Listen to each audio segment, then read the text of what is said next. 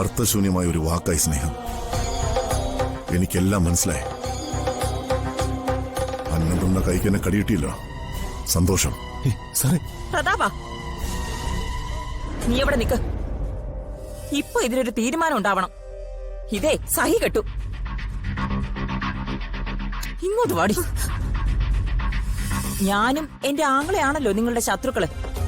അതുകൊണ്ട് ഞങ്ങൾ ഇനി ഇവിടെ ജീവിക്കുന്നില്ല.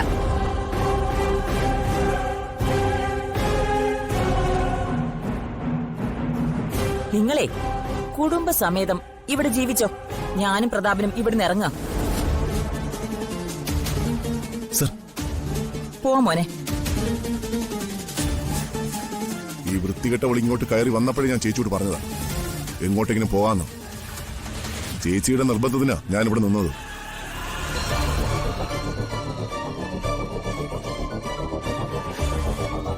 ഇവിടെ ജീവിക്കുന്നത് എന്തായാലും അപമാനാ. നമുക്ക് പോവാൻ ചേച്ചി. സർ, പോരുത്. മാറ്. ഇത് നിന്റെ വീടല്ലേ. ഞാൻ ഇവിടെ നിന്നാ ശരിയാവില്ല. ഞാൻ ഇറങ്ങാം. വാ ചേച്ചി.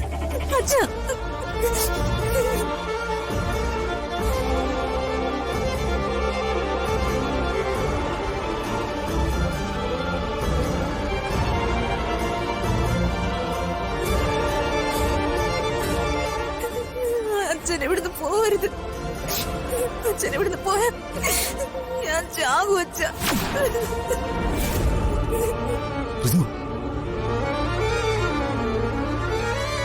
ഇത് നീ പറയൂന്ന് എനിക്കറിയാം.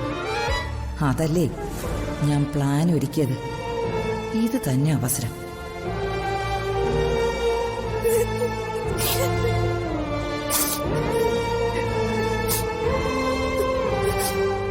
ശരി, ഞാനിപ്പോ ഒരു തീരുമാനം പറയാം.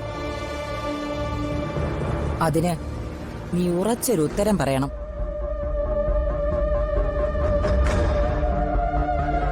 നിനക്ക് നിന്റെ അച്ഛനെ വേണോ അതോ രാജുവിനെ വേണോ?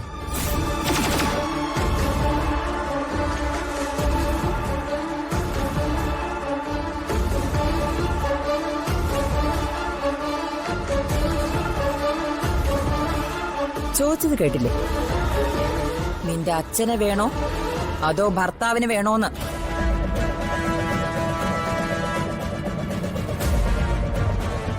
അതെന്താ ചോദ്യം?